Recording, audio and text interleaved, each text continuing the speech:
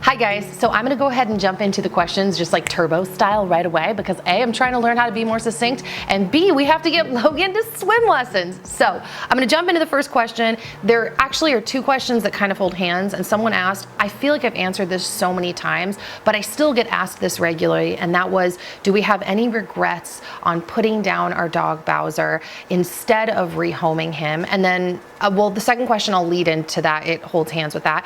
And to answer that, like I said, I've answered it before, but I keep getting asked. And the answer, how many times can I say answer, is no, we do not have any regrets. That's actually been kind of part of what was so trippy over the whole cancellation process in general, is when you have something bad happen to you and you don't like the outcome in general, and then you replay the situation over and over and over and over, and every time you land back in the same place, it's kind of a little bit trippy because no, we would not have rehomed Bowser if we could go back in time.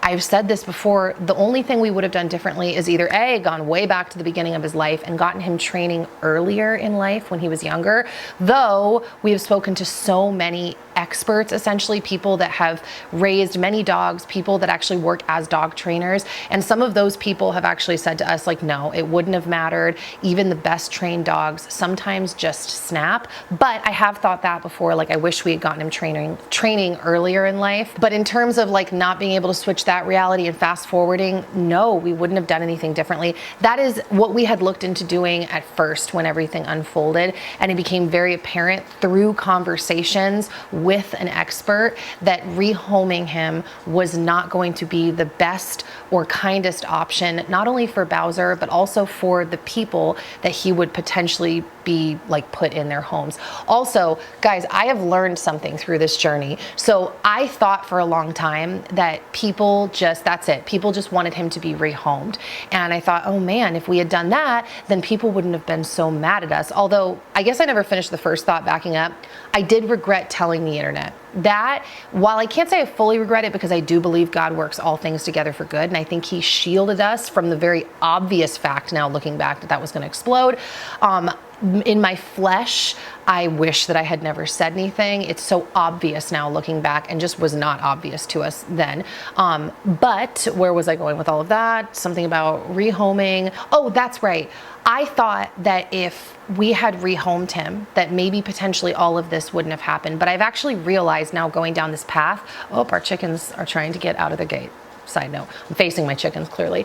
I've realized that people that like literally worship animals, they wouldn't say that, but that's how I see it, which is gonna lead us into our second question in a minute.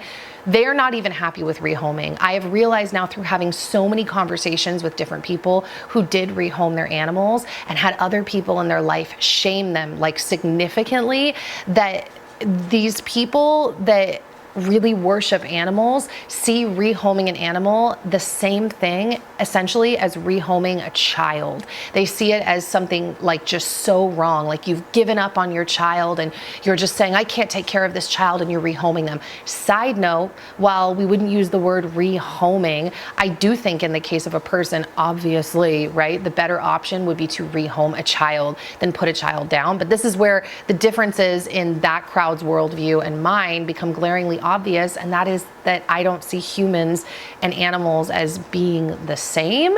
So that leads me into the other question that kind of held hands with that. And someone asked, and it was ironic because I was just talking to my mom about this the other day, not this specifically, but kind of.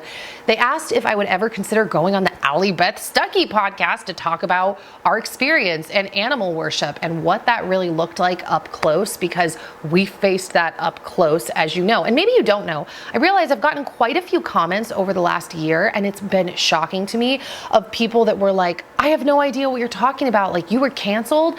It was a good reality check to get those comments, side note, or it's been a good reality check, because when everything happened and just, you know, people calling my phone and newspaper outlets or news outlets covering us, newspapers, that's a little old fashioned now. It felt like everybody knew. And so it's been a good reality check, like I said, realizing that like, no, not everybody knows what happened. So I was actually talking about this, the thought of having a conversation about our story with someone in a podcast type setting. I've done it once. If you didn't hear it I think I linked it once. I did an interview with my friend Todd Herman. He's a podcaster, and we discussed our whole cancellation, and it was crazy talking to him because I have not talked to anyone else in a podcast like format around our cancellation and just everything that unfolded. And it was crazy to have that conversation and see how much he 100% understood why that unfolded that way, why it exploded that way. I mean, I don't know if you guys knew this, but I think it was at the last Democratic National Convention, there were people like walking the floor and interviewing people advocating for the idea of giving a child tax credit to someone if they have a dog or a cat. So we're living in a completely different world now where people are viewing animals here in the West in a completely different way. And that is really a big part of it as well, is realizing that like our cancellation was very much a westernized thing. In other countries, they literally eat dogs. Our dog slept in our bed for over a decade. And at the end of his life, it became clear that that was the path we needed to take. It was one of the most painful things I've ever experienced in my life. That is a big part of what made the cancellation so painful as well, was not just, oh, I'm being canceled for something. We were canceled for something that was so incredibly painful and personal, and figuring out how to navigate that. And it was so unexpected. Like I said, we feel so dumb in retrospect, like you should have expected it. But it was so unexpected for us that navigating that already painful thing and then just having it blow up was just buck wild. But that being said, I totally would. I don't know this imaginary land, like I don't know why, I can't picture Allie Beth Stuckey reaching out to me to talk about this, but also she does cover the animal worship thing, and I know that that's why this person brought that up. And I would totally have that conversation. I feel like as time has gone on, things have only gotten clearer. I've only become more like aware of that animal worship strain and culture that runs through culture. And I've become more confident, I guess you could say, because I get hit with such horrible things online all the time that I've kind of gotten used to it to a degree, at least for where I'm at right now. So there we go. Okay, so the next question is, how do you teach your kids to be free thinkers, even if that means disagreeing with you? So, this is hard, right? You guys got to keep in mind, anytime anyone asks me a parenting question, well, actually, I feel this way even about things like a marriage question. Dan and I are like 18 years into marriage now. And sometimes when I get marriage questions, which I'm pretty sure I have one pulled on here, I kind of just feel like, whoa, I don't know. Don't ask me. The answer is the grace of God. Like I do feel a little bit like, oh, I don't know. And I'm 18 years in. And I guess if I rewind, I would have thought that 18 years of a marriage was like so long. But I feel that way about parenting too. It's like, dude, I have a 5.5-year-old and a 14-month-old. Like I'm a newbie parent and I am deep in the trenches. I've talked about this in recent videos when I made my motherhood video that says like, it's not just you, or this is the part of motherhood no one talks about. I'm in the trenches. It's hard for me just in general, parenting littles, and you know, they both have a lot of energy. My son has a lot of energy, and that kid, boy, oh boy, I will say, I feel like I'm raising a free thinker. And the way that we are doing this, like we obviously share with him what we believe are truths, what we believe is true in life. And we tell him that, and we will often not caveat, because we don't make it a huge thing, but we do, when we teach him things, tell him this is what we believe. You know, it's been hard because part of the whole free thinking thing, then also you turn around and you're like, okay, you want your kids to be respectful. And even though I don't love this word, though I do like this word, but you want your kids to be obedient. And I know that that almost seems like the opposite of free thinking, but like, you know, when you want them to, like, I don't know, if they're running in the street, stop, you know, or even just basic things like helping you clean up around the house. You want your kids to be obedient in that sense. But I hold so dearly this idea of having my children be maybe critical thinkers is a better phrase than just free thinkers. I want them to think things through. I want them to be aware of like, how did I come to this decision? And so that as a child can sometimes be an exact opposite, like opposition of obedience. And so it's hard to navigate. You know, we've had to really work through explaining like why there is a difference between us as adults and them, specifically my son. Obviously my baby doesn't talk, but like as a child, and really explaining like, hey, you know, we work jobs, we pay bills, we keep the house functioning. Like, you don't know how to cook, like, you know, all these things that like really help him see and understand there is a difference between adults and children. And I say all of that because I already see it in my son, that he is a free thinker. He's already a critical thinker. The questions that he asks me about everything, just like day-to-day life, how things work, why things work certain ways, down to like deep theological questions. My mind is constantly like, and I'm on my knees like begging God for discernment and wisdom and strength and peace and patience as I parent my children, because just already my son, like his thinking is he's so thoughtful and articulate. Now, I feel like this didn't really answer much of anything. Like, how do you raise him? I don't know. We try to be like respectful. We also towards him. We try to like show him that we delight in his thought processes, the way that he asks questions. We also don't speak to him really like he's a baby. Like sometimes we'll be like, oh, my baby, like I just show him love that way. But in general, our communication style with him is very adult, I think, and mature. Like we don't dumb down our vocabulary. Now, sometimes that can be a problem because I think he picks up on vocabulary words and he kind of knows the gist, but he doesn't really know what it means. A really funny example that I'll give, I'm really going 14 directions here, but the other day I asked him, I said, is Grayson your closest friend or one of your closest friends? And he goes, yes, he is my closest friend. And he goes, oh, no, he is absolutely not my closest friend. He gets all vehement about it. He is not my closest friend. And I'm like, whoa, okay, well, who? And he goes, Teague is my closest friend. And all of a sudden the light bulb went off. I'm like, oh my gosh, he's thinking closest as in distance, because Teague lives closer to our house than Grayson does. So it was funny to like hear kind of the lost in translation, the words not really meaning the same thing like to him. And that's a really simple, silly example, but that does kind of happen regularly in other ways too, where he's still kind of learning and understanding that words can mean different things. Side note, that's also happening in his spelling. He's been trying to write a lot of letters lately, and not like letters like A, B, C, D, but like letters like to a person, like, dear mom, you're the best mom in the world. I've gotten a lot of those letters recently and I'll take them. Thanks, Logan. But we've been having to explain to him recently, on a side note that's not a side note, like, oh, there are different ways, like some things mean some things and they mean another thing. It's the same word, but it means multiple things, or like spelling, you know, there, and there.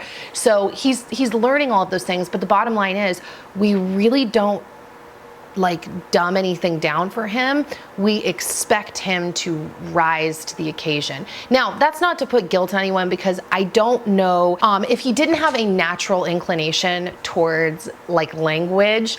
I don't know, it wouldn't necessarily be fair to say we expect him to rise. There's a little bit there with like his just natural leanings, but I also think there is something there regardless of a child's natural gifting, because they're going to have to navigate the world through like language, essentially. Like we all have to communicate and read to some degree. I do think there is something to expecting them to learn these words, pick them up, and just talking to them normally, and then expecting a lot of questions and then answering those questions to the best of your abilities.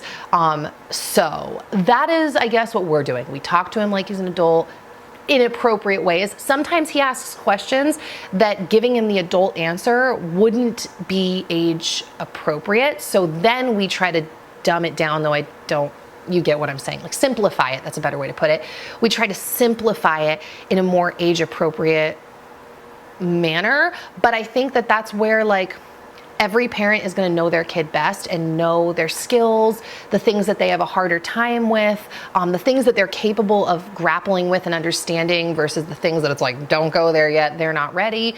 So it's really like a kid by kid basis. But I guess bottom line is talking to them like they can understand, and letting them know that that's what we believe, and that's what we plan on doing as he gets older too, because as they get older, because we really don't want kids who think like, no, there is only one way of seeing the world, or I think that they will be shocked. Like, we want them to know that there is a main belief of how we think that the world operates and functions, and that we believe there is a God, and that God sent his son Jesus, and going through all of that, like what sin is, and all down to things that aren't in regards to faith. You guys know I like the Tuttle Twins books. Like, that is definitely a very specific worldview.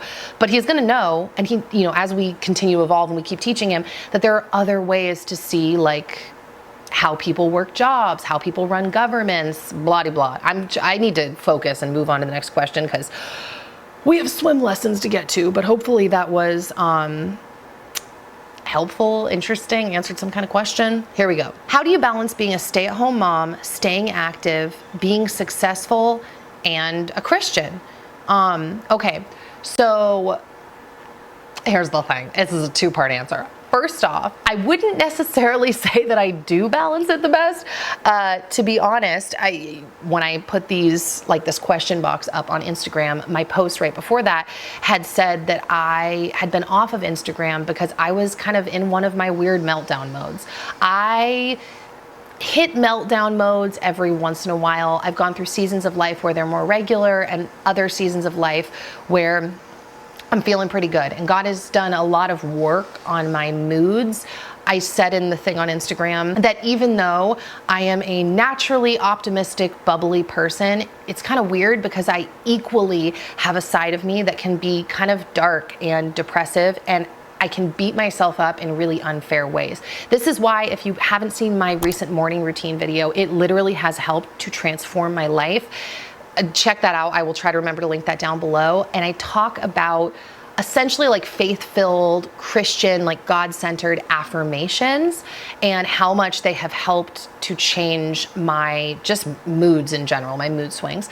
But that being said, I don't know that I do the best job balancing. Honestly, I don't know. I just try. I just keep trying every day. It would be really easy for me to be at the end of the day, like feeling like, wow, I just kind of failed, because it's impossible to do it all well every single day. Every once in a while you have one of those days, or I have one of those days where I'm like, wow, I'm like flying high, cloud nine. This day was great. I really feel balanced and like I did it all. But most of the time, different days have different themes. One day may be more home making, cooking, fun activities with the kids centered type of day. Another day may be like more working on stuff, like computer type stuff, editing, filming things. They might be with my mom more, my brother more that day, or it might be more of like an arts and crafts kind of by themselves kind of day. Another day might be like, honestly, for me to get my workouts in for my physical therapy, it takes a chunk out of my day. If I'm choosing to work out that day, something else is suffering. Now, this all is getting cut from the day. This all will probably shift when I am no longer breastfeeding. I'm very particular and possessive over my sleep right now. So I am not one of those moms that's like, I get up before the kids, because I don't feel like I can. I feel like I need all the sleep I can get, not only for making milk, but also for my injuries. I feel like sleep is extremely important. So because of that, I am very rarely up before my kids. So I don't have like extra fluffed time without them. I get little bits of time almost every day, because my mom does take my kids anywhere from 1 hour to max 3 hours. That's like a maximum day. Usually it's somewhere in the middle of that. Like, I'd say 4 to 5 days a week. So I get little chunks of time, and usually 99% of the time when she has them, I focus on doing things that I could not do, or I could do, but it would be harder to do if they were around. I'm really strategic about making sure that, like, okay, if they're gonna be gone, they're gonna be down. Like, so right now, Logan is actually hanging out with my brother. They're making pancakes. And Lizzie, I've got the baby monitor, she is asleep. And so this, sitting and filming and talking to you guys, is something that would be much harder to do if they were up and running around, if not almost impossible. So I utilize the time that I have without them to do things that I feel like I can't do when they're there, or sometimes I'll use the time to do things I could do when they were there, but it's just going to feel much better having the silence. So it just kind of depends on my mood, where I'm at with my to-do list, not only for the day, but also for the week. And then I just tackle what I can. There is a whole lot of needing to give myself grace, because I honestly feel like my life is this weird mix of like, no matter how hard I try, I just can't seem to get everything that I want to get done. Like, not even close. And that is why in my darker days, I can fall into this mode of feeling like a failure across the board, because I just don't feel like I'm ever getting done everything I want to get done. But then on the other hand, like when I'm staying in a more positive state, I accept that I'm going to get done whatever God has for me that day. And that is continually my prayers. Like, Lord, you know what I want to accomplish, but help me be open to your plan and help me feel peace that whatever I do today or tomorrow, whenever I'm praying, obviously, is what you have for me. That's what you had for my day. And help me to trust that your plan is perfect. You are working all things together for my good, and help me to walk in peace as I essentially walk out your plan for my day. And so I try to release it up to God, and I'm constantly trying to get better. So even though I can beat myself up sometimes, I try to stay away from that. And I try to have this, like, straddle this line of grace for myself. Whatever God has for me is what he has for me, combined with, I want to keep getting better. I want to keep figuring out how to optimize my time and my life and my schedule and my health and, you know, the time that I have with my children and my husband and my friends. And, you know, I said this in the video about motherhood, like, a lot of days, I feel like there's not enough time in the day. It's crazy. Time flies, like, for real. When you're a parent, time flies, and watching them grow up just really makes you realize how fast it flies. But yeah, that's pretty much it. I just try. I don't know. I listen to podcasts from people that are like very encouraging to me. I mentioned this podcast in my morning routine video as well. It's called the Primal Potential Podcast. Maybe it's called the Consistency Podcast. Her name is Elizabeth Benton, and I really like her mindset around like a lot of things. I find her to be very encouraging, very realistic, very down to earth. She is someone that lost like over 200 pounds. And I have this weird, I don't want to say obsession, admiration for people who completely recomposite, that's not the word, but they completely change their body shape, whether it's weight loss or muscle growth, because I just think it's so hard that if someone has the willpower to do those things, not only the willpower, the strength, not just the desire, they're able to do it. I'm just like, okay, you're fascinating. And she has so many great takes on just life, consistency, encouragement. So I listen to those kind of things too to keep my head in the game. Okay, this question actually came from a friend, and it made me wonder, like, I don't know if anyone else has this question. I don't even know if she'll watch this video, but I'm still gonna answer it because I plugged all my questions into ChatGPT. And I said, which 10 questions do you think I should answer? Because I get a little overwhelmed with Q&A stuff, and I've been doing more stuff with ChatGPT, and so this is just one of the ways I utilized it, and it pulled this question. So, how do you discern genuine community versus people just wanting to be around influencers? So, I have like 4 different thoughts around that. First off, I don't actually think I'm that like important or famous to where people are going to be willing to fake an entire friendship with me to like just be friends with an influencer.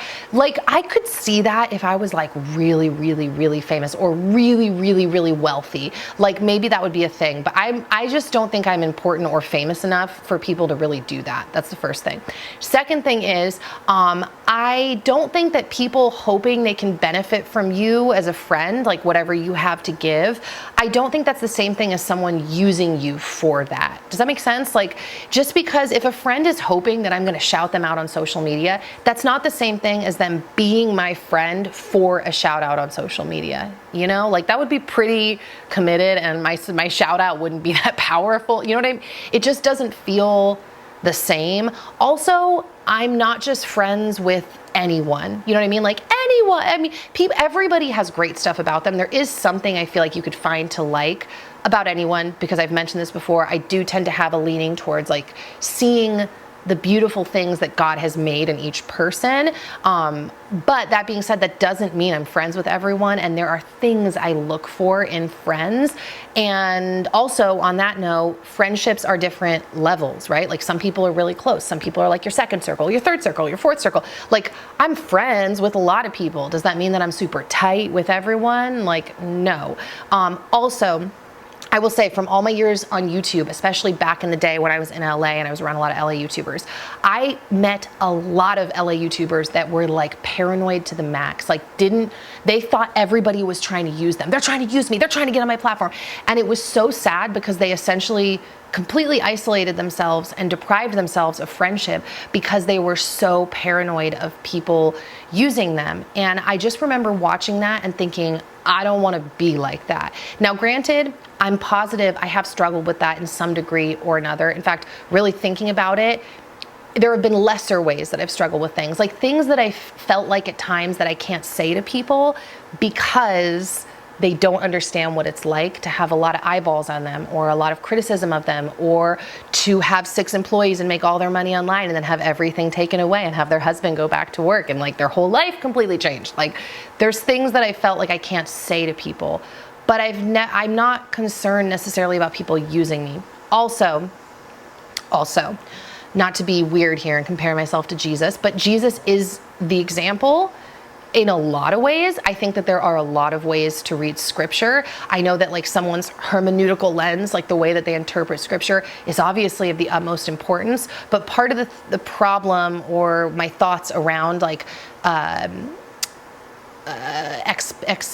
exposition, like looking at scripture and taking things from it, is that I think that there are a lot of things to glean from scripture. So that being said, Jesus chose to have Judas around him, even though he knew he was going to betray him. And Judas was part of a plan that ultimately ended up being good news. I don't mean to put quotes, but you get what I'm saying, for like humanity. So there's also that element, and the fact that I have like realized now from being let down from people so many times, as I'm sure we all have, that like I have to keep my expectations low. There might be a point where someone is using me for my platform. Really, what would be more painful to me would be like pretending to be close to me to try to get like information or secrets from me to then turn around and blabber it to everyone. That would be more painful. But even that, I'm like, I see that happen in different ways to people in the public sector all the time. People who have family members betray them, or friends, or ex-assistants, or, you know, employees, whatever.